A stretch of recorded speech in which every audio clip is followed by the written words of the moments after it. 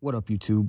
I'm really excited about today's video. I got my hands on the new Nike Terra Squad Air Force 1s in the Loyalty and Blackout colorways. So hang out with me for a few minutes while I review both kicks, cover a bunch of little details, and talk about Fat Joe's sketchy history with Nike. I'll also do some lace swaps and show some shots on foot. You don't want to miss that. So let's get started. I need to know everything, who and the what and the where, I need everything.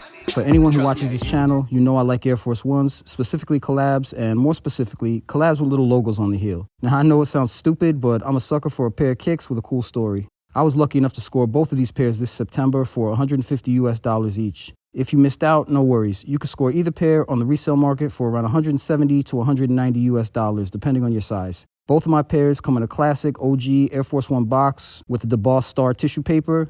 For anyone who doesn't know, this TS stands for Terra Squad, which is Fat Joe's crew or collective or whatever you want to call it. They're coming from the Bronx, New York, and they've been doing it pretty big since the 1990s. Terra Squad introduced hip-hop legends like Remy Ma, arguably one of the best female rappers to ever do it, and Big Pun, arguably one of the best male rappers to ever do it. Regarding Joe, he has been randomly releasing hits for the past 3 decades, and personally, I don't think Terra Squad always gets the credit they deserve outside the New York area. Aside from music, I know Fat Joe is a sneakerhead on the highest level. I remember a couple years ago when he started selling off pieces of his collection. I'm not gonna lie, I was kind of loose, and I actually went to Urban Necessities in Las Vegas and held a couple pairs in hand. I would have loved to cop a pair with the TS on the heel and Don Cartagena embroidered in the sock liner, but they were all size 12 and I'm a 9.5, 10, so it wasn't gonna work. But still, it was cool to see. I understand the significance those kicks have and the passion this guy had for the culture. I was bummed when I couldn't buy those, but also shocked when I learned Nike was dropping these Terra Squad sneakers. Not because Fat Joe didn't deserve it, but because I've heard stories that Fat Joe has literally gotten people fired from Nike for pressing them into making unauthorized sample one-off pairs just for him.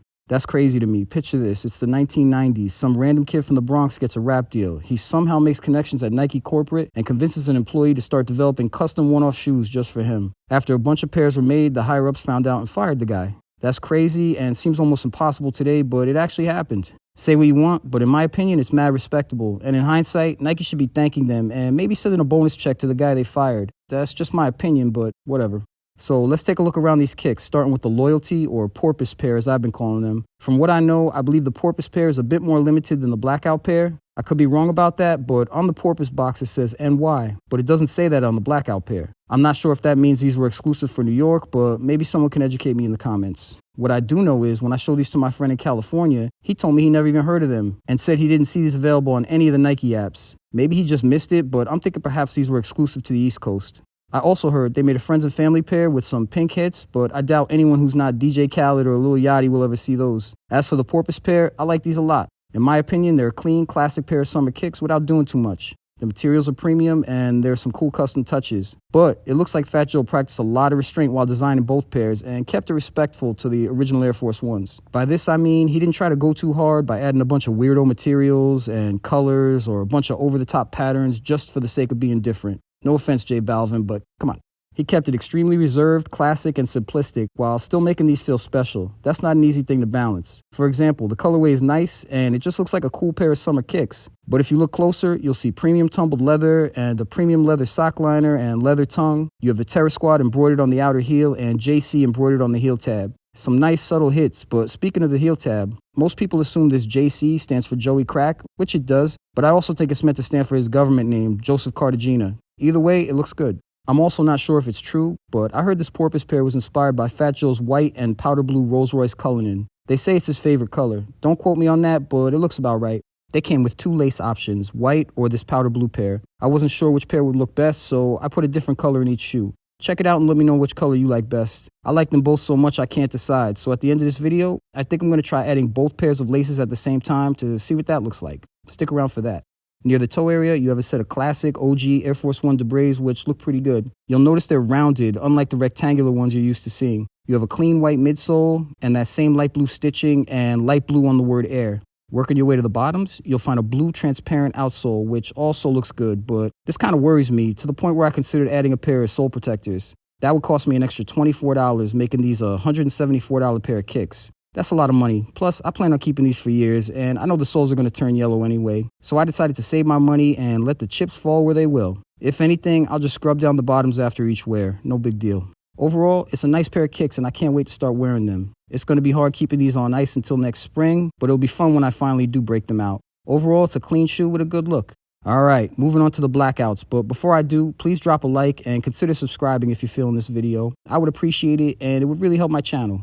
Looking at these blackouts, I have to start by saying a lot of people online are calling these the TS Pandas or Air Force One Pandas. I get it, they kind of look like the Panda Dunks, but this still kind of annoys me. Don't get me wrong, I like Panda Dunks, but now every black and white shoe has to be a Panda? Stop it. Okay, back to the blackouts. These have the same premium tumbled leather as the Loyalty pair, the same TS on the lateral heel, same OG Debray and JC on the heel tab. These also came with 2 sets of laces, a white pair and a black pair.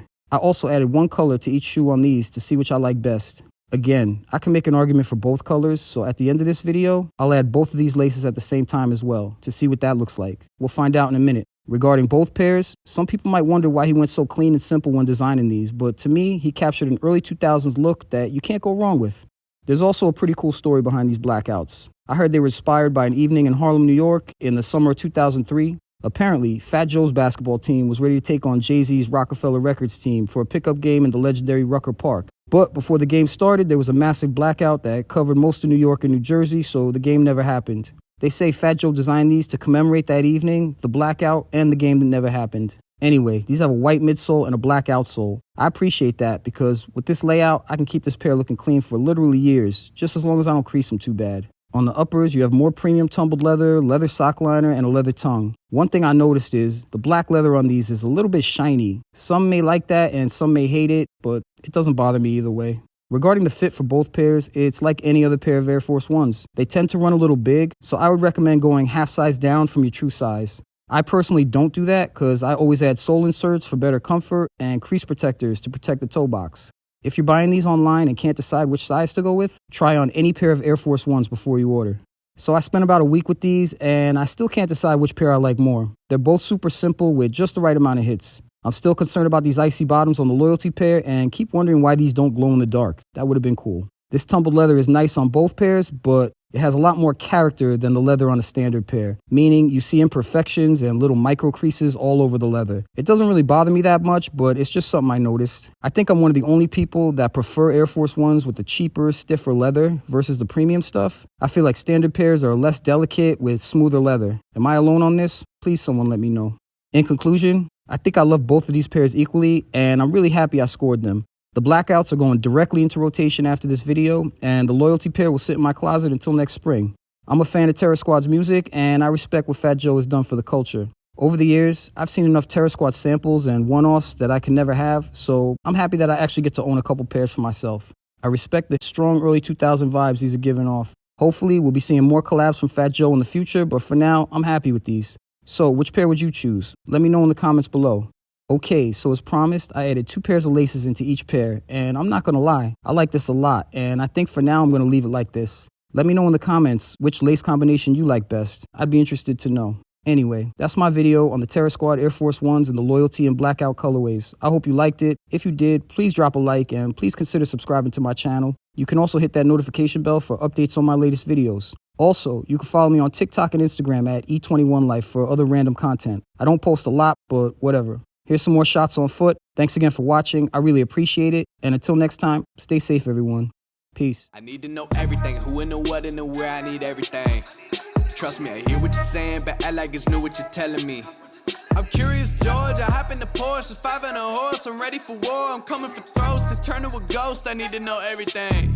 Now you be surprised at the info you get is by letting them talk, so I'm letting them talk. Gotta keep quiet, maneuver in silence, then let them in, chalk up their body, another one body, that's just how it go. I got some secrets, I'm shaking the game so they stay on their toes. Stay in your lane, how to stay on the go. I can play with the pros and act like a rookie, so they overlook me, then I double up again under their nose. None of them cold, they just got lucky but never adapted, so I'm to one if it's coming to blows. My enemies cutting it close, I let them think that they got me, but what do you know? I had them beat before we ever spoke, I'm ready for smoke. I need to know everything, who and the what and the where, I need everything. Trust me, I hear what you're saying, but act like it's new what you're telling me. I'm curious, George, I hop in the Porsche, it's 5 and a horse, I'm ready for war, I'm coming for throats, to turn to a ghost, I need to know everything. Now they ain't go harder than me. They need a blade in a sheath, a shank in a piece, a crate full of heat, an army, a fleet, a tank in a jeep, a navy at sea with ace a marine, an ace up their sleeve, a team of marines, a freak on a leash, a beast with an appetite, razor for teeth, and still they would lay at my feet. Boy, you got the wrong one. I gotta look over all of my publishing statements for Q1 as soon as the song's done. I gotta call up my mama and tell her